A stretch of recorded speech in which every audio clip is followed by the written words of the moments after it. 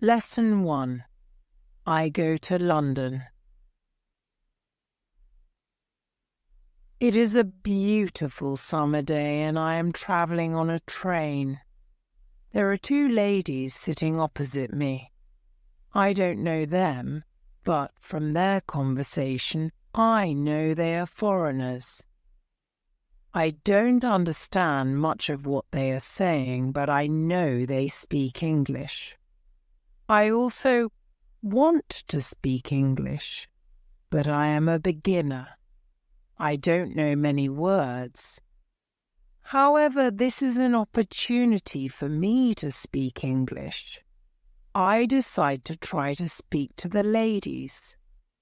I say some sentences in my basic English and they understand what I say. I don't know many words and I speak slowly, but the ladies are kind and patient. I am able to have a simple conversation with them. I tell them that I want to learn English. They are happy when they hear that, and they tell me that they are from England. They are travelling home from a conference. We speak for about 10 minutes. Then it's time for me to get off the train. While I am thanking them for speaking with me, they give me their address and phone number. They tell me I can visit them in England if I want to, and then we say goodbye. This is how my journey in learning English begins. After this meeting, I decide to work on my English skills more. I translate texts and I watch films in English. I work on my English for 2 hours almost every day. In 6 months, I am able to speak quite well. It is great, but I want to know more. I decide to go to London to study English there. In London, I choose a school which I expect is good. I really look forward to my first lesson. The lesson is on Monday. On my first day at school, I meet my teacher and the other students in the class. My teacher is a young lady. She is very nice. She asks everybody to introduce themselves and say where they are from. Then the lesson starts. Our teacher asks us how we studied English before and what we suppose is the best method to learn English. I tell my teacher that I like translating songs and other texts, but I don't know what the best method to learn English is. Our teacher says that she will teach us a very effective method, which is based on using the language. Our teacher tells us that we will not have to study, and we will not use textbooks. We will immerse ourselves in the language. It is great for me since I don't like studying and I don't like textbooks. Then we speak about what we should focus on when we learn a new language.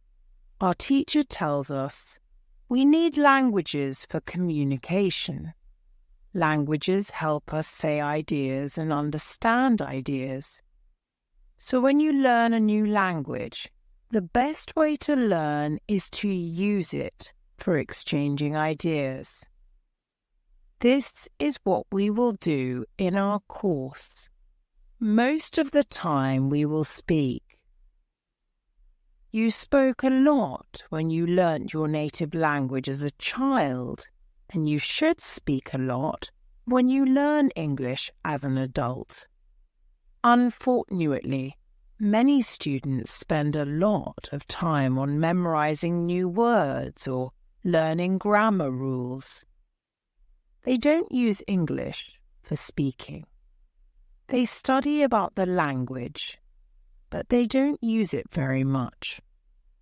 Of course, you need to learn new words and new grammar, but you don't actually have to study them. During this course, I will show you a very simple and effective way on how to learn new words and grammar. I like what our teacher says. Our lesson continues. We speak about our hobbies and what we do in our free time. We speak in pairs or with our teacher. It is great, and we speak for the entire lesson. I enjoy it so much. I have never spoken so much English during one lesson in my life. I have never learnt this way before.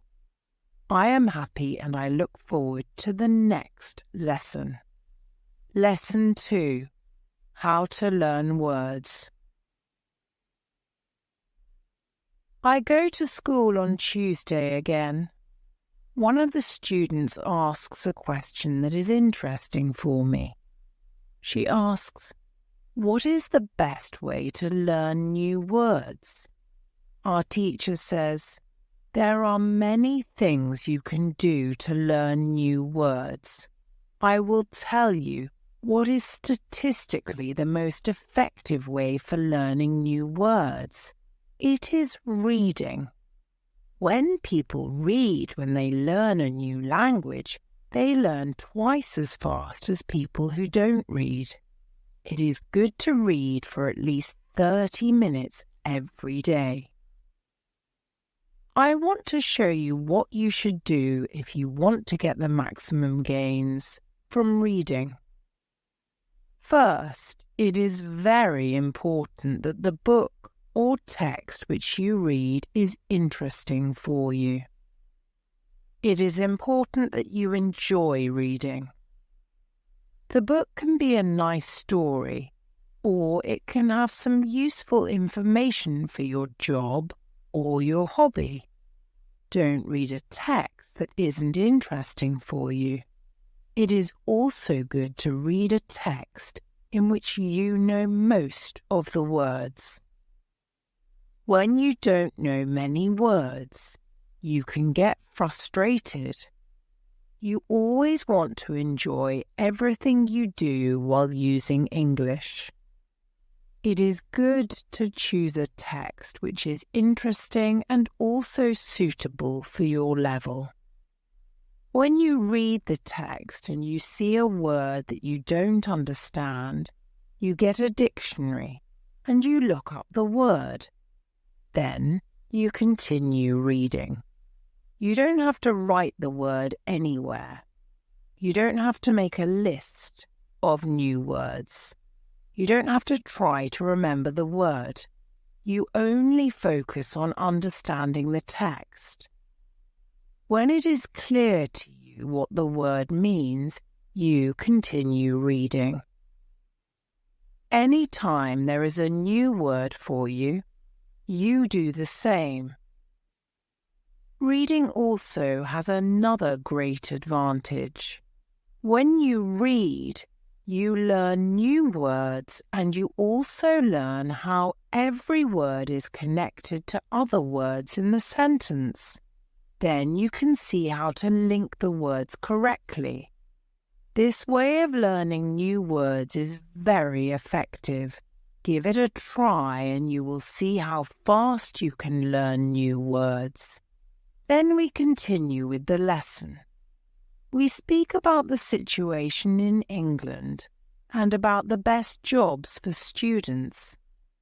This is good for me because I want to have a job. I want to do something after my class. I ask other students if they know where I can find a job. They tell me that I should go to a job centre. The job centre offers a lot of jobs for students. This is good for me, and I am happy that I know where I can find a job. When my day at school is finished, I go to the job centre. I don't know what jobs I can do, so I ask the lady at the job centre what the best job for a student is. The lady tells me that they have some good jobs for students. She tells me that I can be a cleaner or a waiter in a cafe. I tell the lady I have no experience doing these jobs. She tells me that my English is good enough to work at the cafe. The training is not difficult, and I can have more chances to speak English than being a cleaner. She tells me that I can start my job on Thursday. It is all good for me. I'm happy that I have a job where I can practice English. Lesson 3. How to learn pronunciation. On Wednesday, I go to school again. There is one student in the class who is quieter than the other students. He is from South Korea. When our teacher asks if we have any questions for her, this student from Korea says that he has a question. He says that he has a big problem with pronunciation. He knows that his pronunciation is not very good, but he doesn't know how to improve it. He doesn't speak much because he doesn't want others to listen to his bad pronunciation. He says that he reads and watches films in English a lot. He understands very well, but he also wants to improve his speaking. He asks if there is something he could do to improve his pronunciation. When my teacher hears this, she says, "Okay, I will tell you something about pronunciation and how to practice it. I will also teach you a great technique that can help all of you to be better at pronunciation." First, we have to look at why students have problems with pronunciation. When we speak, we have to move our mouth. We have to use muscles in our mouth. We all do that. The problem is that when you speak English, sometimes you use your muscles the same way you would use them in your native language. Then your pronunciation is different from the pronunciation of native speakers. This happens to many students who learn English. Almost everybody has a bit different pronunciation than they should have. In fact, it is not a big problem because usually people understand what you want to say, even though your pronunciation isn't perfect. However, you can work on your pronunciation and make it better. There is a great technique that can help you a lot.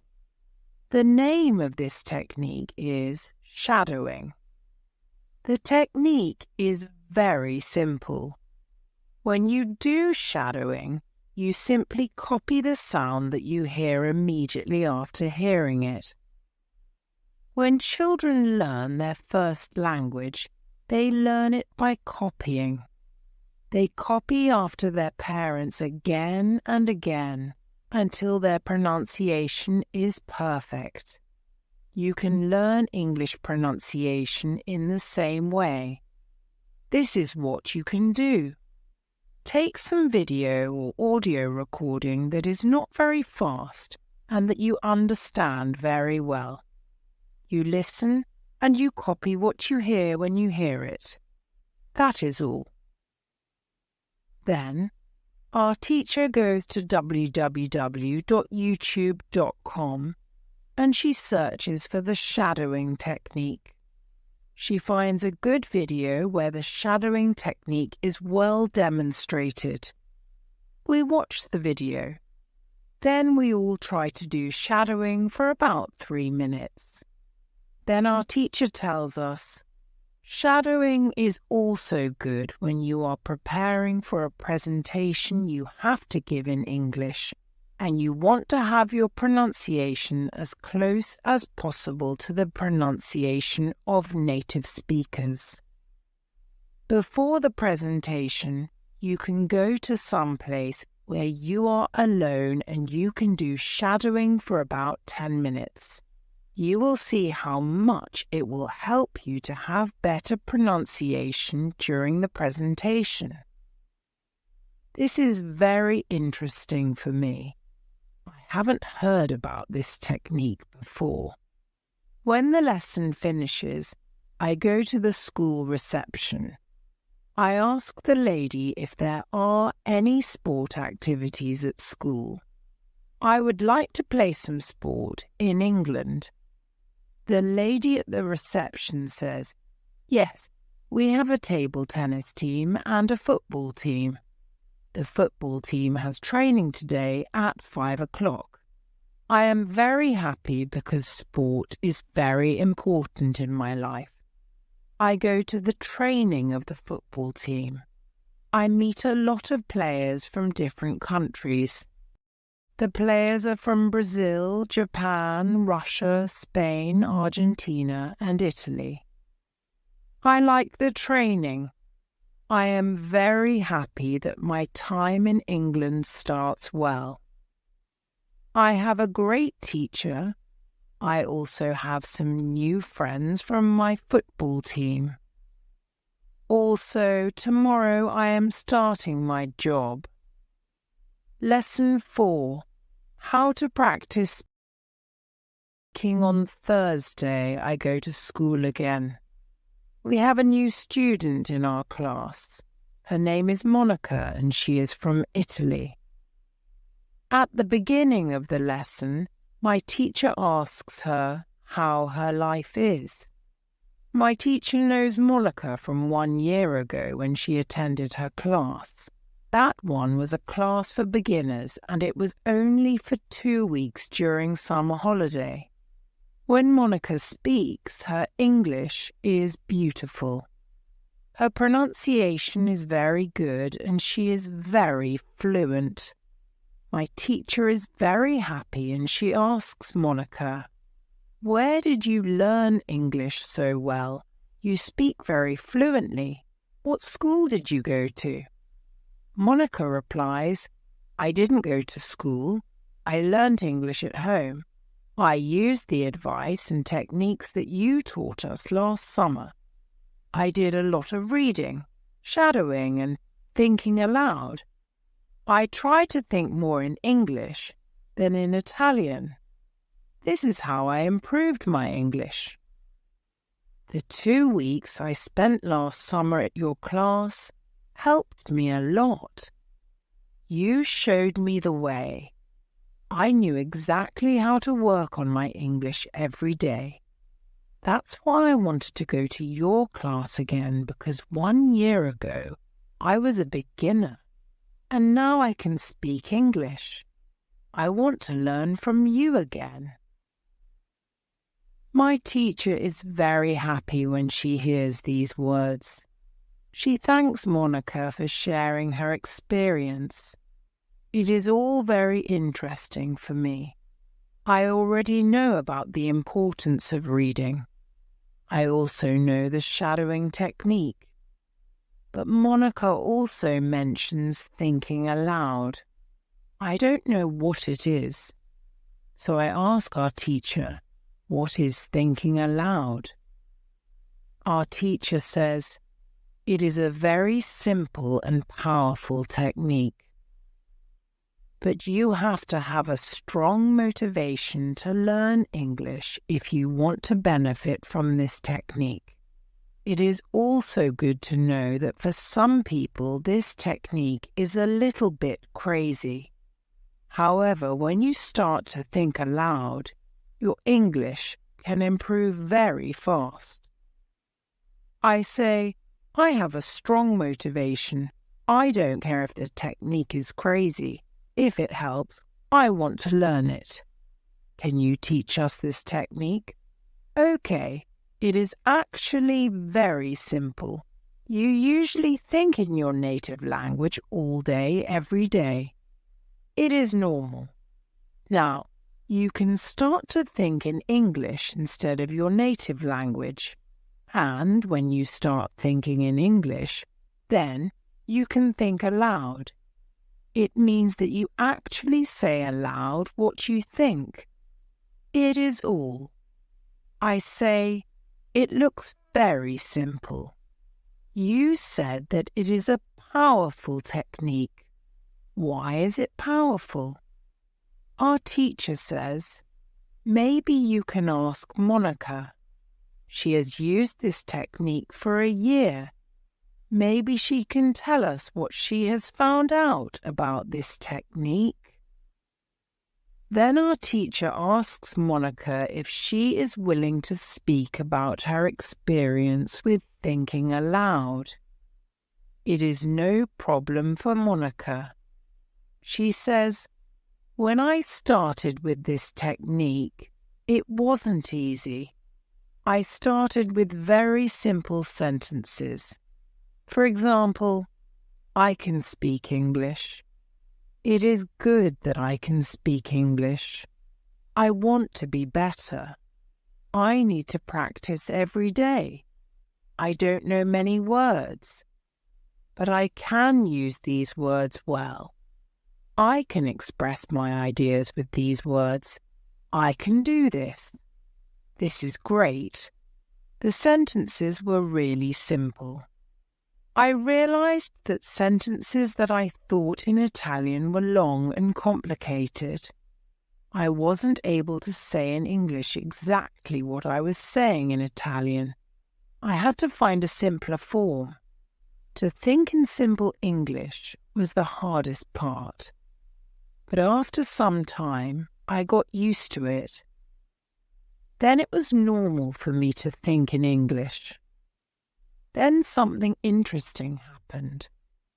I met a man from Australia. He was on holiday in Italy. I was still a beginner, but we started to speak English. I could see that I was able to speak with him without big problems. My sentences were still simple and short, but because I said them many times before when I was thinking aloud, I was able to speak. I didn't have to translate in my head from Italian to English as I did before using this technique. After the meeting with the man from Australia, I started to use thinking aloud even more. This technique helped me a lot. It improved my ability to express my ideas very much. I still use it every day. It is really a powerful technique. Our teacher thanks Monica for sharing her experience with thinking aloud. I decide to use this technique because I also want to be better at speaking. Lesson 5. How to learn grammar after school. I go to the cafe where my job training starts. I don't know what to expect. I have never worked at a cafe. I am not sure if I can do this job. When I come to the cafe, I am very surprised. It is a modern cafe which sells coffee, tea, and also chocolate cakes and sandwiches. And my boss is only 25 years old, but she has been working at the cafe for more than 2 years. She has a lot of experience and she knows everything perfectly. She shows me how to prepare coffee, how to wash the dishes, and how to deal with customers. It is all new for me. I remember only about 20% of what she is telling me. But then she lets me do the work and she corrects me when I make a mistake. She is very friendly and I learn fast. After the first day at work, I am very tired. I had to learn many new things, but I am happy that I have a job. The next day is Friday, and I go to school again. One student asks an interesting question. Sometimes when I speak, I am not sure if I speak correctly. I am not sure if I use correct grammar. Can you help me what to do if I want to learn grammar? Our teacher says, "Thank you for your question." There are two groups of students. Some students study English because they want to be able to speak. Some students study English because they want to pass an exam. For each group, there is a different approach. First, I will speak about those who need English for speaking. If this is your case, you don't have to study grammar a lot. When you learnt your native language, you also learnt it without studying grammar. You can learn English grammar naturally by using the language. The best way to learn grammar naturally is by reading a lot. Books are written in good grammar. When you read, you will learn grammar in the context of the whole sentence. I also recommend shadowing. When you do shadowing, you practice the correct grammar. You do it naturally. You don't have to try to remember anything. You only copy sentences with correct grammar. The second group of students are those who study English for passing an exam. If you are one of these students, I recommend studying specifically for this exam. It might be helpful to get the versions of this exam from the past years if they are available and train with them. Of course, your exam will be a little different, but the structure is usually the same or very similar. From my point of view, the versions of the exam from the past years are good training materials. Then I recommend going to the exam only when your results in the training materials are such that you could pass the exam successfully. Did I answer your question? Yes. Thank you, says the student. This is good news. I don't like studying grammar. I learn English because I want to be able to speak. I don't need to pass any exam. I am happy that I don't have to study grammar much. I like reading, and I am happy that I can learn grammar by reading books. In the afternoon, I go to my work. It is my second day and I can already do a lot of things by myself, but my boss helps me whenever I need it. I see that my work is not very difficult. Also, I can practice English when I speak to our customers. Lesson 6. How to test your English. It is Monday again, and I go to my school. Our teacher asks us what we did during the weekend. I say that I was at work on Saturday. I say that I can already do my work quite well. I say that I am happy when I can speak to our customers. When I speak, one of the girls in the class asks me, "What happened to your voice?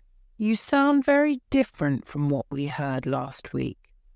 Your pronunciation is very good." I smile and I say, "Thank you. I tried to do shadowing on Saturday evening after my work and for all of Sunday. I tried to speak like a native speaker. I know that it is still not perfect, but I also noticed a big change in my pronunciation." Our teacher asks if anybody else tried to practice shadowing. 3 students raise their hands. One of them is the student from South Korea. He also likes this technique. One student says that she tried the technique, but her mouth hurt a lot after 5 minutes of shadowing and she had to stop. She also says that she wasn't always able to repeat everything. Sometimes it was hard for her to keep up with the speed of the recording. Our teacher says, "Thank you for trying out this technique.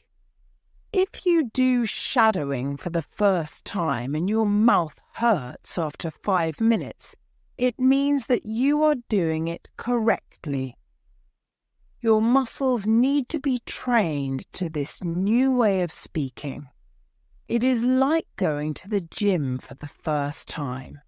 Your muscles can hurt if they are not trained. If your mouth's muscles hurt, you can take a break after 5 minutes and continue a bit later. With every 5 minutes of practice, your pronunciation should be a little bit better." Shadowing has also other advantages. You practice the correct pronunciation in English, and you also practice other things such as intonation, rhythm, and connecting words in whole sentences. I know that at the beginning, the recording can sometimes be too fast. If this happens, you can repeat only the first or the last word in the sentence. With practice, you will be able to repeat more. I agree that it is true. On Saturday, when I started with shadowing, it was quite difficult for me. Yet by Sunday evening, it was quite easy to repeat what I heard. Then I have a question for our teacher.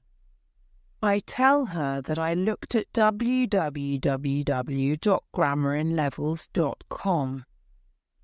The website is interesting, but I don't know what level is for me because I don't know how many words I know in English. Our teacher asks other students if they know how many words they know in English. It is interesting to see that nobody knows. We know that we are intermediate students, but we don't know how many words we know. Our teacher says, "There is a website for people who study foreign languages. You can do a test there. You can find out how many words you know. The test has only 2 steps, and it is really simple.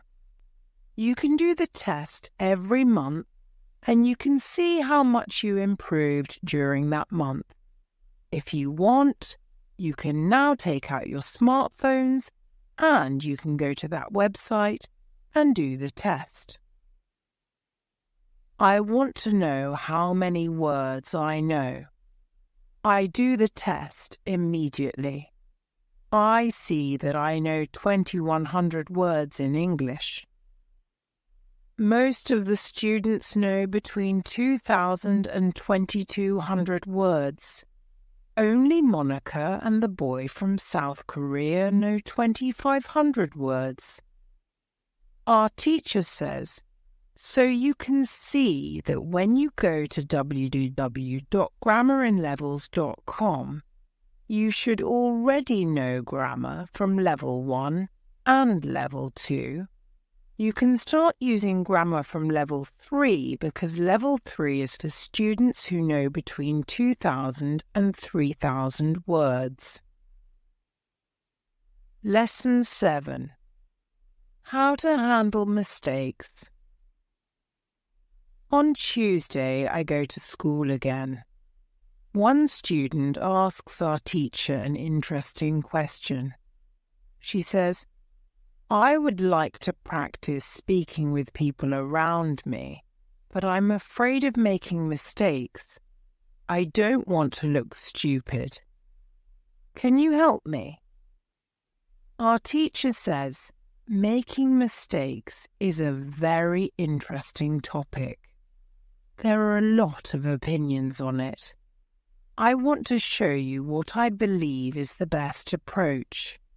I have a lot of experience with this because I also learnt new languages.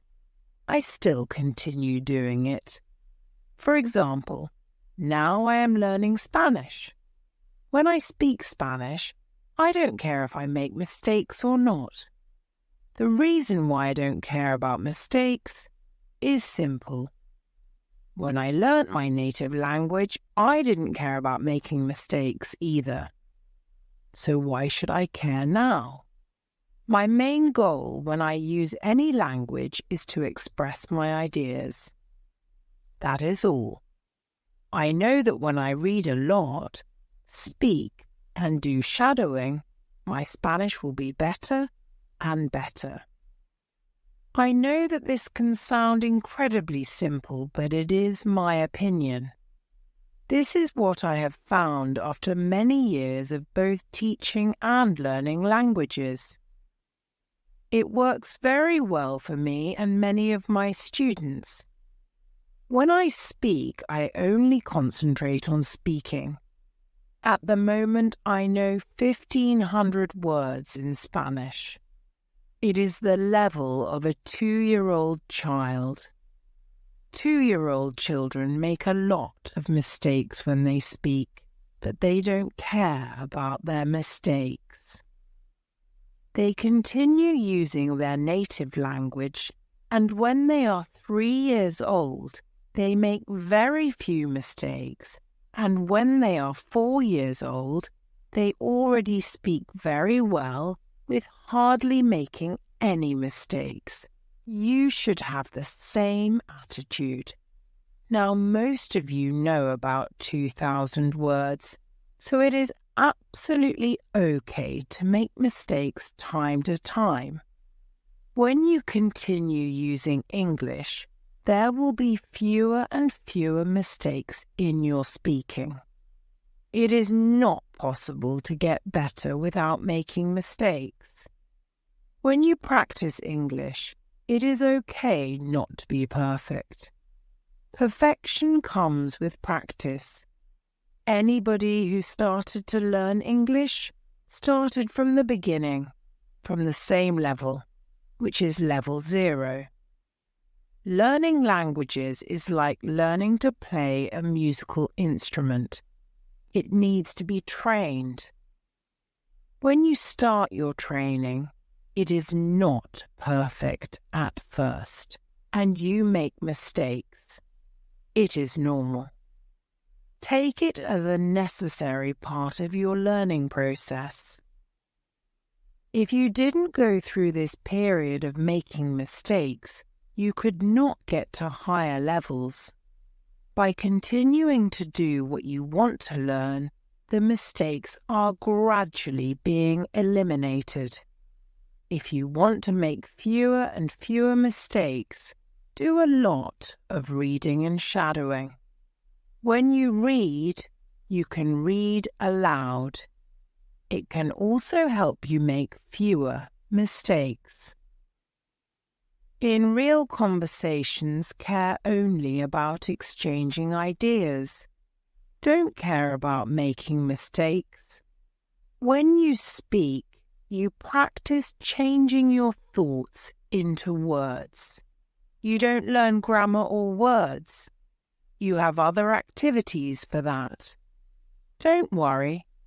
Everybody who learns a foreign language makes mistakes from time to time. Even famous people, bosses of big companies or politicians. When you listen to these people on TV, you see that they don't care about mistakes. They care about what is important, and that is expressing their ideas. You should do the same. Does it make sense? The girl says, "Yes, thank you." Lesson 8. How to remember words. On Wednesday, I go to school again. At the beginning of the lesson, one student says, "I started to read more. I feel that it is good for me." I can see how my grammar is better, but I have a problem. When I read, I look up a new word in a dictionary. Then I continue reading. Sometimes when I see the same word again only 10 minutes later, I don't remember the word and I have to look it up again. Can you help me to remember the words better? Our teacher says that it is an interesting question and she gives this explanation. It is absolutely normal that you don't remember the new word immediately. Usually, you will have to look up the word 5 times before you remember it. There will be also words that you will have to look up 10 or 15 times. These words are usually verbs. When we learn a new word, the word goes through phases. Only when you achieve the last phase, you remember the word very well. There are 5 of these phases. Let's have a look at them. The first phase is the moment when you see the word for the first time and you don't know the word. You look it up in the dictionary.